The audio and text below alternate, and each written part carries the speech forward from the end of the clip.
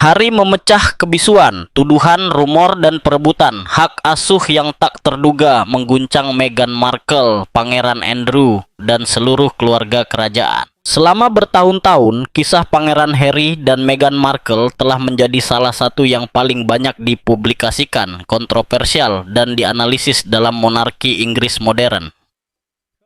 Dari pernikahan mereka pada tahun 2018 hingga kepergian resmi mereka dari keluarga kerajaan, setiap langkah yang mereka ambil telah dicermati dengan saksama oleh media dan pengamat kerajaan.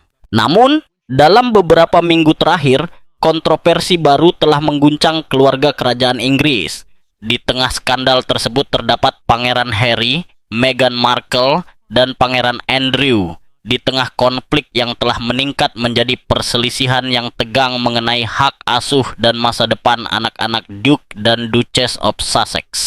Selama beberapa hari, Harry tetap diam sementara spekulasi berkembang tentang perselisihan keluarga, keputusan pendidikan, dan rumor lama yang tampaknya telah terkubur. Tetapi sang pangeran akhirnya memutuskan untuk angkat bicara, dan pernyataannya tidak hanya menunjuk langsung pada Meghan dan Andrew, tetapi juga memperintensifkan konflik yang sudah tegang. Salah satu pemicu kontroversi adalah anekdot yang baru-baru ini dibagikan Harry tentang masa-masa awal Meghan di keluarga kerajaan. Menurut sang pangeran, ketika Meghan pertama kali bertemu Pangeran Andrew, ia tidak mengenalinya. Bahkan ia diduga mengira Pangeran Andrew adalah anggota staf yang bekerja di kediaman kerajaan. Pada saat itu, cerita ini disajikan sebagai bukti bahwa Meghan tidak familiar dengan struktur dan anggota monarki Inggris sebelum memulai hubungannya dengan Harry.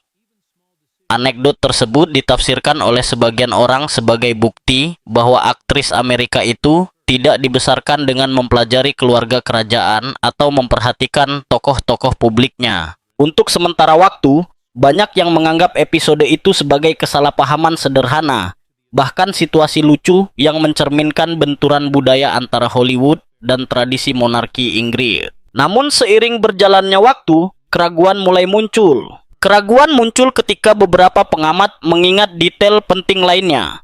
Meghan Markle sudah mengenal Putri Eugenie sebelum hubungannya dengan Harry dipublikasikan. Beberapa laporan menunjukkan bahwa keduanya telah menjalin hubungan persahabatan untuk beberapa waktu. Bahkan, ada yang mengatakan bahwa Meghan pernah bertemu Eugenie di acara-acara sosial dan di lingkaran pertemanan yang sama. Disinilah muncul pertanyaan yang telah memicu perdebatan selama bertahun-tahun. Jika Meghan mengenal Eugenie, putri Pangeran Andrew, bagaimana mungkin ia tidak mengenali ayahnya saat pertama kali melihatnya? Detail ini telah membuat spekulasi tetap hidup, terutama di kalangan kritikus Duchess of Sussex, yang percaya bahwa cerita tersebut mungkin tidak sepenuhnya benar. Menambah kontroversi ini adalah rumor lain yang telah beredar selama bertahun-tahun secara online dan baru-baru ini muncul kembali, yang disebut kisah gadis kapal pesiar. Menurut laporan yang beredar di media sosial dan beberapa media, Meghan diduga menghabiskan waktu di kapal pesiar mewah selama karier aktingnya menghadiri pesta pribadi dengan para pebisnis dan tokoh berpengaruh. Beberapa variasi rumor bahkan menyebutkan bahwa Pangeran Andrew hadir di beberapa pertemuan sosial tersebut. Namun, penting untuk dicatat bahwa klaim-klaim ini belum pernah dikonfirmasi secara resmi dan telah ditolak keras oleh para pendukung Meghan Markle. Bagi para pengikutnya, narasi ini tidak lebih dari upaya untuk merusak reputasinya melalui spekulasi yang tidak berdasar. Ketertarikan publik terhadap teori-teori ini telah meningkat karena citra publik Pangeran Andrew yang tercoreng. Dalam beberapa tahun terakhir, Andrew telah terlibat dalam kontroversi serius yang sangat memengaruhi kedudukannya dalam keluarga kerajaan, hubungannya dengan pengusaha Jeffrey Epstein, dan tuduhan yang muncul seputar kasus tersebut memicu krisis institusional yang belum pernah terjadi sebelumnya. Akibatnya, Andrew kehilangan beberapa gelar kehormatan dan dicopot dari tugas-tugas publiknya. Setiap kali ada petunjuk tentang hubungan masa lalu atau hubungan tersembunyi yang terkait dengan pangeran muncul, perhatian media meningkat. Oleh karena itu, setiap cerita yang secara tidak langsung melibatkan Andrew segera menarik minat para jurnalis dan analis kerajaan. Sementara perdebatan publik terus berlanjut antara mereka yang membela Meghan dan mereka yang mempertanyakan versi kejadian yang diceritakannya, sumber-sumber yang dekat dengan Pangeran Harry mengklaim bahwa orang yang paling merasakan tekanan saat ini adalah dirinya sendiri. Menurut sumber-sumber ini, Harry sangat frustrasi dengan terus-menerus beredarnya rumor dan kontroversi seputar keluarganya. Bagi Duke of Sussex, masalahnya bukan lagi hanya tentang berita sensasional atau perdebatan di media sosial. Kekhawatiran utama, menurut orang-orang terdekatnya, adalah dampak semua ini terhadap stabilitas kehidupan keluarganya. Harry dilaporkan secara pribadi mengungkapkan bahwa yang benar-benar mengkhawatirkannya sekarang adalah memastikan lingkungan yang aman, stabil, dan seimbang bagi anak-anaknya. Mania. Di balik badai media ini terdapat isu yang jauh lebih sensitif, masa depan Archie dan Lilibet. Perbedaan antara Harry dan Meghan, menurut berbagai sumber, mulai meningkat karena ketidaksepakatan terkait pengasuhan, pendidikan, dan rencana jangka panjang anak-anak mereka. Secara khusus, perdebatan berkisar pada di mana mereka harus dibesarkan dan belajar. Sejak mundur dari peran mereka sebagai anggota keluarga kerajaan yang aktif, Harry dan Meghan telah menetap di Amerika Serikat, khususnya di California. Di sana, mereka mencoba membangun kehidupan yang lebih pribadi, jauh dari protokol dan tekanan konstan dari monarki. Namun, tampaknya sikap Harry mungkin sedang berubah. Para pengamat mulai memperhatikan tanda-tanda ketegangan awal tahun ini ketika muncul laporan tentang perselisihan pribadi antara pasangan tersebut. Titik puncaknya dilaporkan terjadi pada 31 Januari. Pada hari itu, Meghan Markle diduga membuat keputusan mendadak untuk menarik kedua anaknya dari sekolah swasta mereka di Santa Barbara. Langkah tersebut dilakukan secara diam-diam tanpa pemberitahuan sebelumnya kepada sekolah atau penjelasan formal kepada mediator yang ditunjuk untuk mengawasi pengaturan kesejahteraan anak. Tim penghubung Inggris yang bertanggung jawab untuk memantau kesejahteraan pendidikan anak-anak berdasarkan pengaturan yang telah ditetapkan sebelumnya juga dilaporkan tidak diberitahu. Beberapa jam setelah penarikan anak-anak, seorang administrator sekolah dilaporkan menandai situasi tersebut sebagai masalah mendesak. Baik Archie maupun Lilibet dilaporkan belum terdaftar di sekolah lain untuk semester mendatang. Tidak ada catatan sekolah yang dilaporkan dikirim, dan rencana pendidikan alternatif juga tidak diumumkan secara publik. Sifat mendadak dari keputusan ini dengan cepat memicu spekulasi tentang motif di balik langkah tersebut. Para komentator kerajaan menggambarkan situasi ini bukan sebagai perjuangan konstitusional, melainkan lebih sebagai konflik pribadi yang mendalam. Pada dasarnya, ini adalah benturan prioritas. Di satu sisi, ada visi yang berpusat pada kemerdekaan, privasi, dan membangun identitas di luar beban sejarah monarki. Di sisi lain, ada kekhawatiran yang terus-menerus terhadap warisan, tradisi, dan hubungan dengan sejarah keluarga. Selama bertahun-tahun, Harry memperjuangkan gagasan untuk membesarkan anak-anaknya di luar sistem kerajaan Inggris. Namun, laporan terbaru menunjukkan bahwa sang pangeran sedang mempertimbangkan kembali beberapa aspek dari keputusan tersebut. Sumber yang dekat dengan keluarga mengatakan bahwa Harry mulai melihat keuntungan jika Archie dan Lilibet menghabiskan sebagian pendidikan mereka di Inggris. Dari perspektifnya, sistem pendidikan Inggris dan kedekatan dengan keluarga besar dapat memberikan manfaat signifikan bagi perkembangan pribadi dan identitas anak-anak. Selama perjalanan baru-baru ini ke Inggris, Harry dilaporkan mengemukakan kemungkinan untuk menghabiskan lebih banyak waktu di negara tersebut. Ia bahkan mengisyaratkan gagasan agar anak-anaknya belajar di sana untuk jangka waktu tertentu. Meskipun belum ada rencana konkret yang dikonfirmasi, fakta bahwa Duke of Sussex mempertimbangkan opsi ini sudah menunjukkan perubahan signifikan dari pendiriannya sebelumnya. Sementara itu, Pangeran Andrew juga tetap menjadi subjek kontroversi. Pada tanggal 1 Desember, Andrew Mountbatten Windsor secara resmi kehilangan keanggotaannya di Order of the Garter yang bergengsi, salah satu penghargaan tertua dan terpenting dalam monarki Inggris. Langkah tersebut secara resmi dicatat dalam lembaran resmi dan melambangkan pukulan lebih lanjut terhadap statusnya di dalam institusi tersebut. Selama beberapa dekade, Andrew tinggal di Royal Lodge, sebuah rumah besar dengan 30 kamar yang terletak di Windsor Great Park.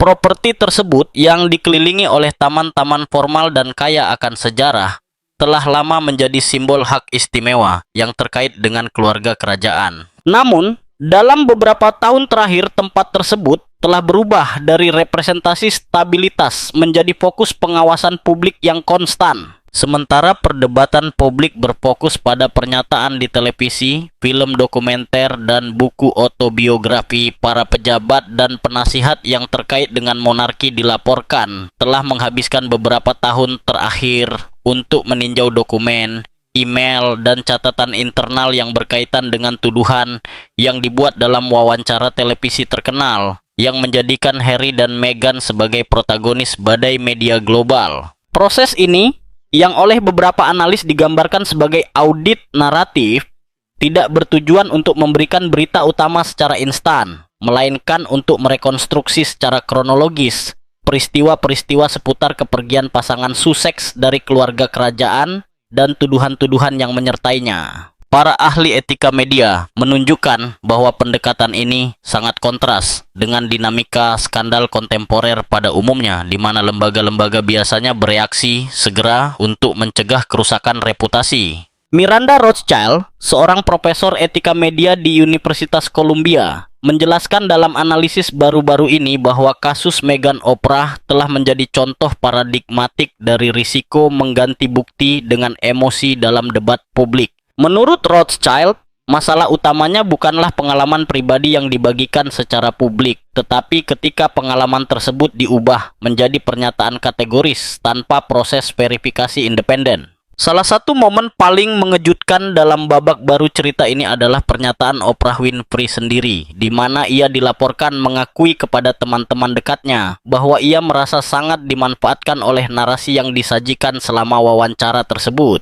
Dalam pernyataan selanjutnya, presenter veteran itu dilaporkan mengatakan bahwa setelah bertahun-tahun mewawancarai presiden, penyintas, pahlawan, dan bahkan tokoh kontroversial, ia tidak pernah merasakan manipulasi emosional yang begitu mendalam seperti dalam episode televisi yang memikat jutaan pemirsa di seluruh dunia. Dalam refleksinya, Oprah dilaporkan mengakui bahwa sebagian masalah terletak pada ketergantungan yang terlalu besar pada dampak emosional dari narasi yang disajikan daripada memverifikasi secara independen klaim yang dibuat selama percakapan. Salah satu bagian yang paling banyak dibahas dari pernyataannya adalah pesannya yang ditujukan kepada Catherine, Putri Wales, yang sangat terpengaruh oleh tuduhan tidak langsung dalam wawancara tersebut.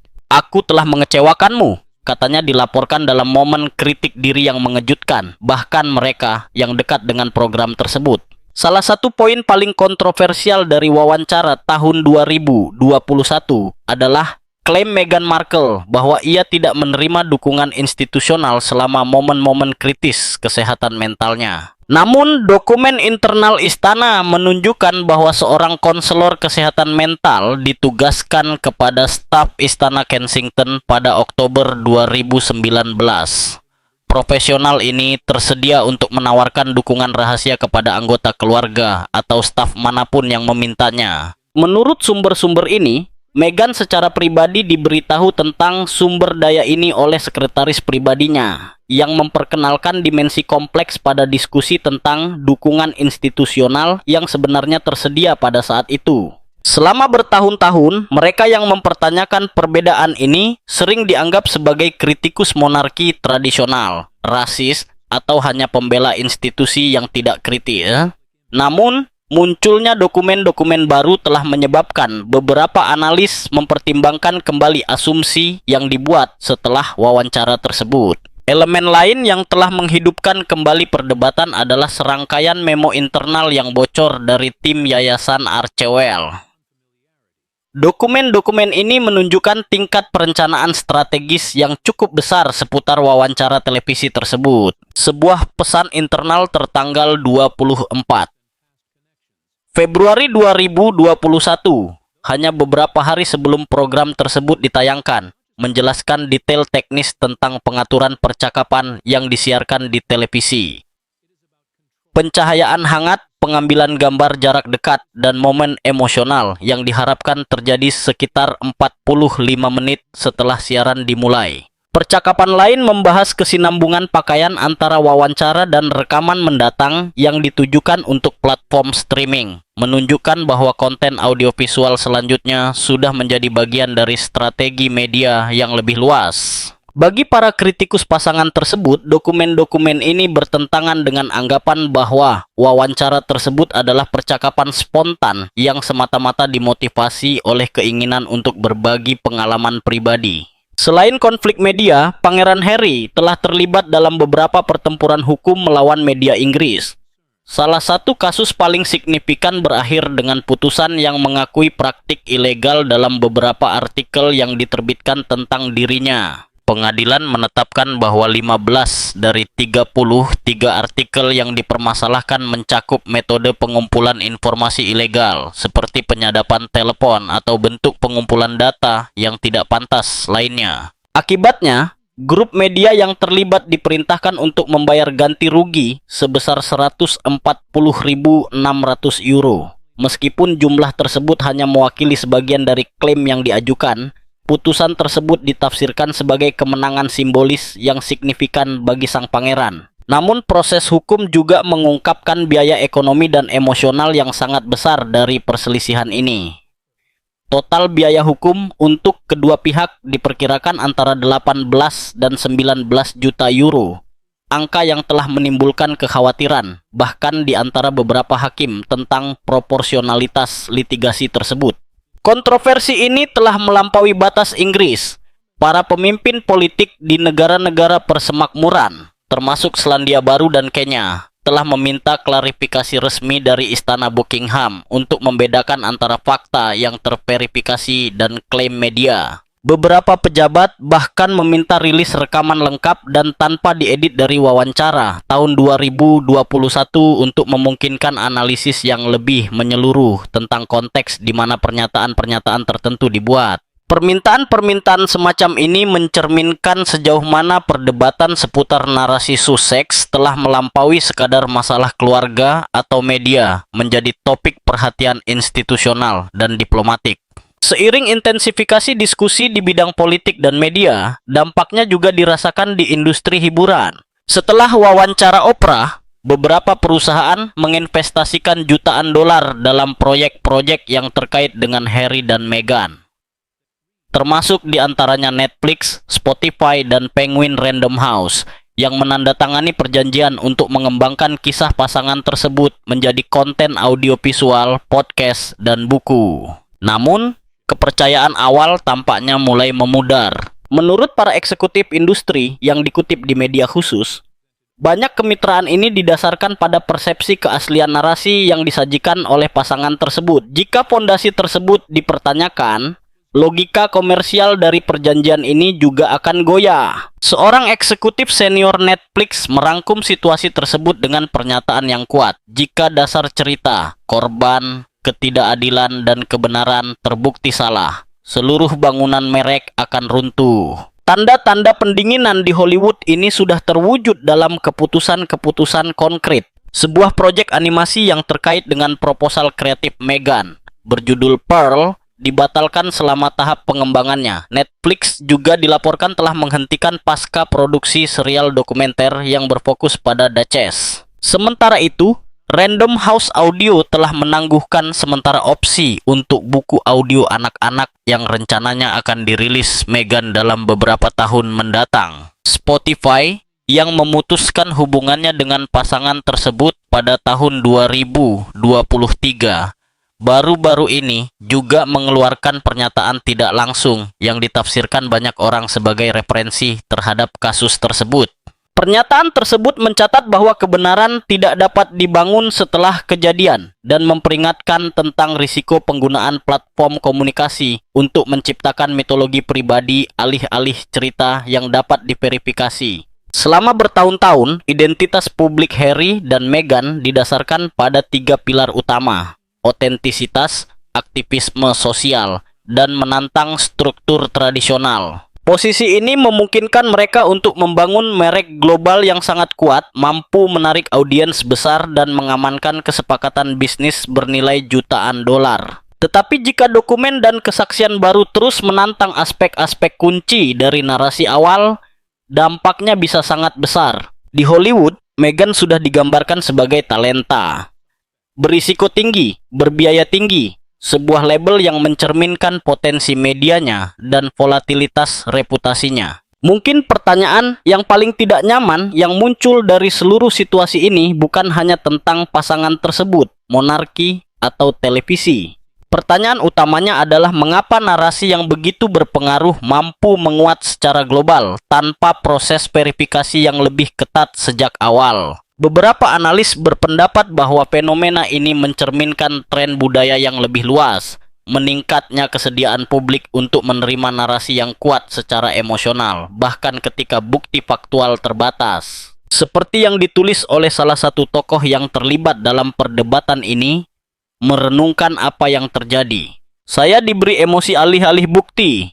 Saya ditawari karisma alih-alih karakter. Menyusul terungkapnya informasi baru seputar wawancara Oprah yang kontroversial, salah satu reaksi yang paling mencolok adalah kurangnya komentar resmi dari Pangeran Harry. Di masa lalu, Duke of Sussex secara terbuka membela setiap aspek percakapan yang disiarkan di televisi tersebut, yang oleh banyak orang dianggap sebagai salah satu momen paling eksplosif dalam sejarah keluarga kerajaan Inggris baru-baru ini. Namun, kali ini tidak ada pernyataan resmi yang dikeluarkan. Sumber-sumber yang dekat dengan pasangan tersebut hanya menanggapi melalui komentar anonim di media yang dianggap mendukung, yang menunjukkan bahwa Oprah berada di bawah tekanan dari Istana Buckingham, dan bahwa beberapa konteks asli wawancara tersebut diabaikan. Meskipun demikian, dokumen internal yang bocor mulai menceritakan kisah yang berbeda. Menurut beberapa laporan berita, memo internal yang dikaitkan dengan anggota tim Archewell, organisasi yang didirikan oleh Harry dan Meghan, mengungkapkan tingkat perencanaan strategis yang tinggi seputar wawancara tersebut ya. Salah satu pesan internal yang paling banyak dibahas tertanggal 24 Februari 2021, hanya beberapa hari sebelum program tersebut ditayangkan, menggambarkan detail teknis pengambilan gambar dengan bahasa yang sangat terencana. Dokumen tersebut menyebutkan perlunya memastikan pencahayaan yang hangat, bingkai yang rapat, dan kamera lensa lebar, dengan tujuan memperkuat dampak emosional dari percakapan yang disiarkan di televisi. Email internal lainnya merujuk pada kesinambungan pakaian antara wawancara dan proyek audiovisual mendatang dengan platform streaming, menunjukkan bahwa pertemuan yang disiarkan di televisi mungkin telah dirancang sebagai bagian dari strategi citra jangka panjang. Lebih lanjut, memo ketiga yang dikirim pada hari yang sama dengan siaran CBS mencantumkan daftar reaksi yang diantisipasi dari media internasional besar seperti The New York Times, Vogue, dan CNN, bersama dengan pesan potensial yang dapat disebarkan oleh para influencer dan sekutu media di media sosial. Bagi beberapa analis, dokumen-dokumen ini bertentangan dengan anggapan bahwa wawancara tersebut hanyalah percakapan spontan. Sementara itu, di dalam keluarga kerajaan Inggris, posisi tampaknya tetap teguh. Sumber-sumber yang dekat dengan Pangeran William telah mengindikasikan bahwa pewaris takhta mempertahankan pendirian yang jelas mengenai potensi rekonsiliasi dengan saudaranya. Menurut laporan yang dikutip oleh beberapa koresponden kerajaan, ketika seorang perwira militer secara pribadi bertanya kepadanya apakah ia akan mempertimbangkan rekonsiliasi dalam kondisi baru, William dilaporkan menjawab bahwa setiap langkah ke arah itu pertama-tama akan membutuhkan tanggung jawab dan akuntabilitas. Secara khusus, kontroversi seputar tuduhan rasisme yang dilontarkan selama wawancara Oprah tetap menjadi salah satu isu yang paling sensitif. Sementara itu, protokol Istana Buckingham menetapkan bahwa setiap upaya formal untuk rekonsiliasi harus mencakup permintaan maaf resmi yang dikeluarkan melalui kantor Lord Chamberlain, tokoh kunci dalam struktur seremonial monarki. Menurut sumber istana, Pangeran Harry mencoba menghubungi ayahnya, Raja Charles III, pada awal tahun 2025 menjelang reuni keluarga yang direncanakan di London. Namun, percakapan langsung dilaporkan tidak terjadi. Seorang mantan ajudan kerajaan menjelaskan kepada Sunday Times bahwa Harry juga tidak melihat versi final wawancara yang telah diedit sepenuhnya sebelum siaran aslinya. Menurut keterangan ini, Meghan meyakinkannya bahwa konten tersebut mempertahankan esensi dari apa yang ingin mereka berdua sampaikan. Seiring waktu, beberapa koresponden kerajaan menyatakan bahwa sang pangeran secara pribadi mengungkapkan penyesalan karena tidak mengajukan lebih banyak pertanyaan tentang proses penyuntingan dan pendekatan akhir program tersebut. Beberapa orang yang telah bekerja sama dengan Pangeran Harry saat ini menggambarkannya sebagai sosok yang secara emosional terpecah belah. Beberapa menganggapnya bingung, terjebak antara kesetiaannya kepada istrinya dan beban perpecahan keluarga yang terus sangat memengaruhinya. Ketegangan tersebut tidak hanya terkait dengan keluarganya di Inggris, tetapi juga dengan masalah pribadi yang secara langsung memengaruhi anak-anaknya. Salah satu topik paling sensitif dalam pernikahan tersebut, menurut berbagai sumber, adalah masa depan budaya dan pendidikan anak-anaknya, Archie dan Lilibet. Hingga saat ini, anak-anak tersebut memiliki sedikit sekali kontak dengan keluarga kerajaan Inggris. Mereka hanya bertemu Raja Charles III beberapa kali dan hampir tidak memiliki kontak dengan paman mereka, Pangeran William, atau bibi mereka, Putri Catherine. Menurut sumber yang dekat dengannya, Harry percaya bahwa sangat penting bagi anak-anaknya untuk mengenal negara tempat keluarganya lahir dan budaya Inggris yang merupakan bagian dari sejarah mereka. Di sisi lain, Meghan memiliki pandangan yang sangat berbeda. Baginya, menjaga anak-anaknya di California merupakan cara untuk melindungi mereka dari media dan lingkungan sosial yang, seperti yang telah ia nyatakan di masa lalu, merugikan kesejahteraan emosionalnya sendiri selama masa baktinya sebagai anggota keluarga kerajaan. Perbedaan perspektif ini telah menimbulkan ketegangan yang signifikan di antara pasangan tersebut, baik Harry maupun Meghan tidak salah dalam kekhawatiran mereka, tetapi pandangan mereka yang bertentangan menciptakan situasi yang kompleks, di mana setiap keputusan melibatkan pengabaian keyakinan yang dipegang teguh. Untuk memahami besarnya perdebatan saat ini, beberapa pengamat telah melihat kembali ke awal hubungan Harry dan Meghan pada musim gugur tahun 2016. Seperti halnya siapapun yang terlibat secara romantis dengan anggota keluarga kerajaan, Meghan menjalani proses pemeriksaan keamanan oleh pejabat istana. Prosedur ini, yang dikenal sebagai tingkat 3, meninjau aspek keuangan, latar belakang pribadi, dan potensi risiko reputasi. Menurut laporan yang beredar di kalangan media tertentu, beberapa analis mengamati ketidaksesuaian antara gaya hidup Meghan yang tampak dan pendapatan yang didokumentasikan dari karier aktingnya pada saat itu. Dalam citra publiknya, Meghan menampilkan dirinya sebagai seorang seniman yang telah bertahun-tahun mencoba meraih kesuksesan di Hollywood dengan peran kecil dalam serial dan penampilan singkat di program televisi. Citra orang luar yang akhirnya mencapai kesuksesan ini menjadi inti cerita yang memikat publik ketika hubungannya dengan Harry diumumkan. Namun, seiring waktu, beberapa kritikus mempertanyakan aspek-aspek tertentu dari narasi ini, memicu perdebatan tentang perjalanan karier dan peningkatan status sosialnya sebelum bertemu dengan sang pangeran. Ketika Harry dan Meghan memutuskan untuk mundur dari tugas resmi mereka pada tahun 2020, mereka melakukannya dengan harapan membangun kehidupan baru di Amerika Serikat berdasarkan kemandirian finansial dan proyek media yang berdampak tinggi. Mereka menandatangani kesepakatan jutaan dolar dengan platform seperti Netflix dan Spotify dan mengumumkan proyek-proyek ambisius yang menjanjikan untuk mendefinisikan kembali peran mereka sebagai figur publik.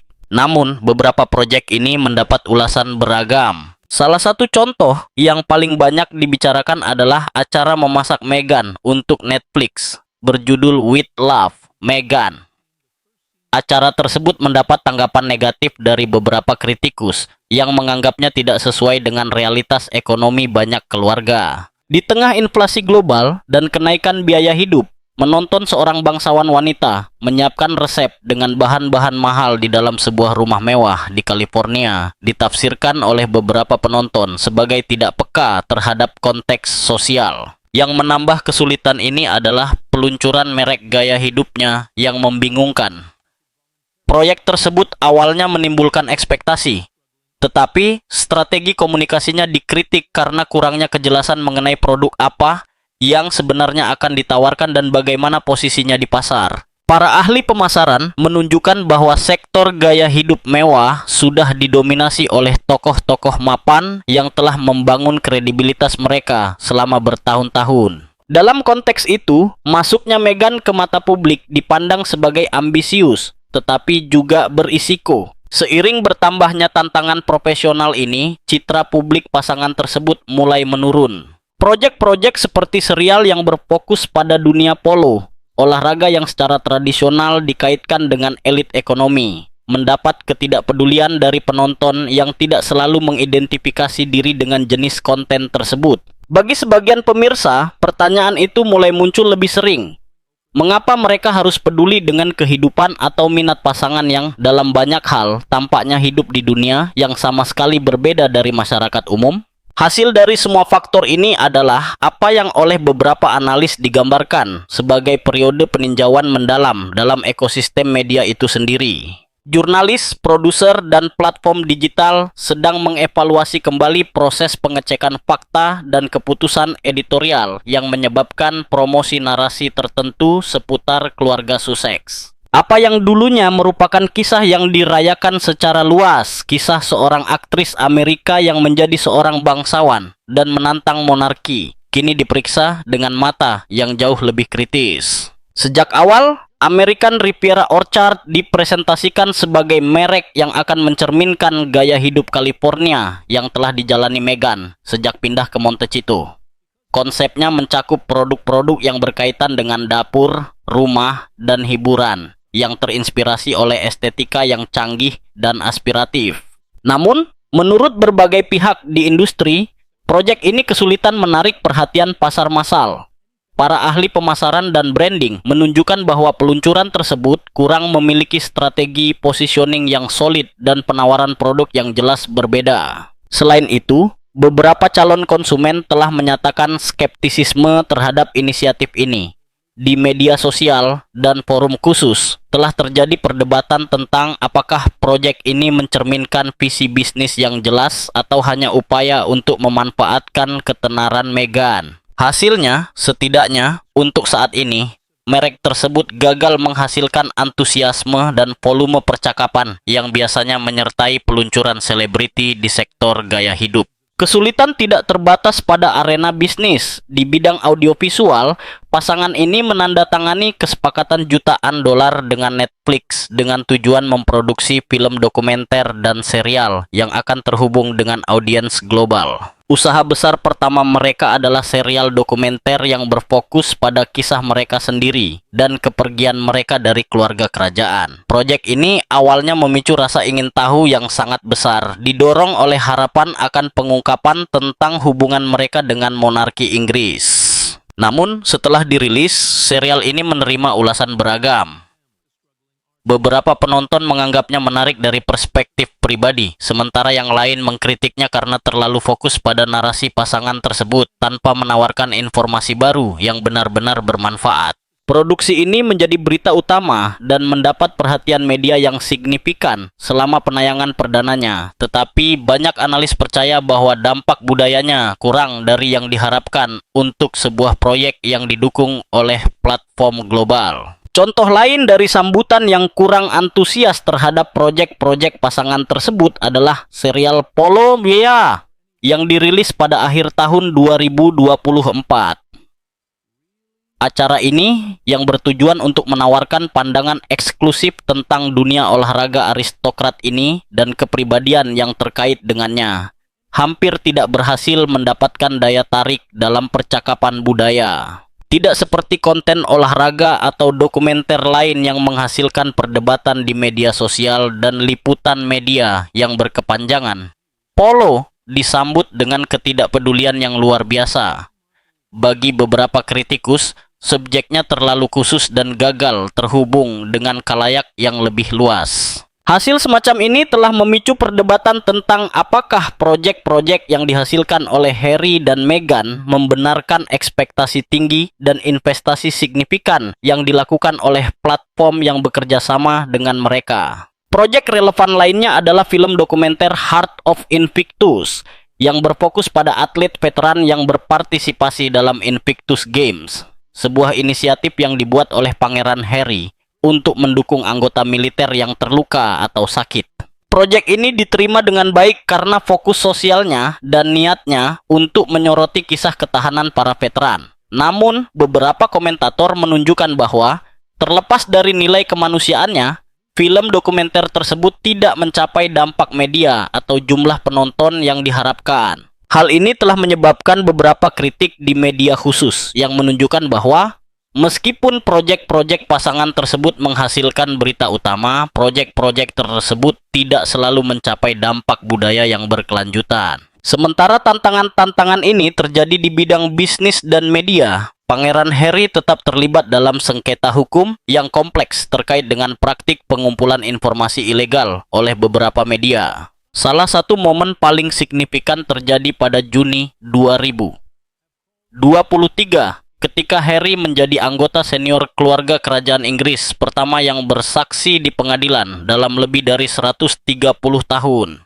Kesaksiannya merupakan bagian dari kasus yang menyelidiki dugaan pengumpulan informasi ilegal selama bertahun-tahun oleh kelompok media tertentu. Namun, seiring berjalannya proses hukum, muncul kekhawatiran baru, biaya yang sangat besar dari pertempuran hukum ini. Menurut perkiraan yang diajukan ke pengadilan, biaya hukum untuk kedua belah pihak dapat mencapai hampir 40 juta euro jika kasus tersebut sampai ke persidangan. Masing-masing pihak memperkirakan biaya sekitar 18 dan 19 juta euro yang menimbulkan kekhawatiran bahkan di antara para hakim sendiri. Beberapa hakim telah mengindikasikan bahwa ada kekhawatiran tentang apakah biaya litigasi tersebut sebanding dengan apa yang sebenarnya dipertaruhkan dalam sengketa tersebut. Sepanjang proses, tuduhan yang sangat sensitif juga muncul terhadap beberapa anggota tim hukum yang terlibat dalam kasus tersebut. Ini termasuk tuduhan kemungkinan pelanggaran profesional, termasuk pertanyaan tentang bagaimana beberapa saksi mungkin direkrut atau diberi kompensasi. Meskipun tuduhan-tuduhan ini merupakan bagian dari proses hukum yang kompleks dan masih perlu dievaluasi sepenuhnya, tuduhan-tuduhan tersebut telah menambah lapisan kontroversi baru pada kasus ini. Pada saat yang sama, beberapa komentator telah meninjau kembali narasi publik yang dibangun Meghan Markle pada tahun-tahun sebelum hubungannya dengan Pangeran Harry. Dalam berbagai wawancara sebelumnya, aktris tersebut menggambarkan dirinya sebagai seorang pemain yang berjuang untuk sukses di Hollywood. Menurut catatan dari awal karirnya, sebagian besar pendapatannya berasal dari penampilan singkat dalam serial televisi, peran episodik kecil, dan bahkan penampilan di acara variety show. Narasi seniman yang berjuang ini merupakan bagian dari citra publiknya sebelum ia mencapai ketenaran internasional dengan serial Suits. Saat ini, beberapa kritikus percaya bahwa narasi ini ditinjau kembali dengan skeptisisme yang lebih besar dalam debat media seputar karirnya. Di luar proyek bisnis, audiovisual, atau hukum, beberapa orang percaya bahwa fokus sebenarnya mungkin terletak pada bagaimana tekanan-tekanan ini memengaruhi kehidupan pribadi pasangan tersebut. Spekulasi media tentang ketegangan perkawinan atau potensi konflik terkait dengan membesarkan anak-anak mereka sering beredar, meskipun banyak dari klaim ini tidak memiliki konfirmasi langsung. Para ahli psikologi keluarga menunjukkan bahwa dalam situasi paparan media yang intens, stabilitas emosional anak-anak seringkali sangat bergantung pada konsistensi dan dukungan yang mereka terima dari kedua orang tua. Anak-anak Harry dan Meghan, seperti anak-anak lainnya, dapat memperoleh manfaat dari lingkungan di mana keputusan orang tua dibuat bersama dan di mana keamanan emosional dan stabilitas sehari-hari dijunjung tinggi. Saat publik terus mengawasi setiap gerak-gerik pasangan tersebut, banyak analis setuju bahwa momen saat ini dapat menjadi titik balik bagi keluarga Sussex. Di antara usaha bisnis yang berupaya untuk mengukuhkan posisi, kesepakatan media yang menghadapi pengawasan ketat dan proses hukum yang mahal dan rumit, Harry dan Meghan berada pada tahap di mana setiap keputusan dapat secara signifikan memengaruhi masa depan profesional dan pribadi mereka. Tantangannya, menurut beberapa pengamat, adalah menyeimbangkan ambisi untuk membangun identitas publik baru dengan kebutuhan untuk mengelola reputasi dan kehidupan keluarga mereka dengan hati-hati. Dalam lanskap di mana setiap gerak-gerik menghasilkan berita utama, kisah sebenarnya mungkin tidak terbatas pada merek, serial TV, atau ruang sidang. Bagi banyak orang, pertanyaan utamanya adalah bagaimana pasangan ini mengatasi tekanan yang terus-menerus sambil mencoba melindungi apa yang mereka anggap paling penting, keluarga mereka dan masa depan yang mereka bangun jauh dari institusi yang pernah menentukan hidup mereka.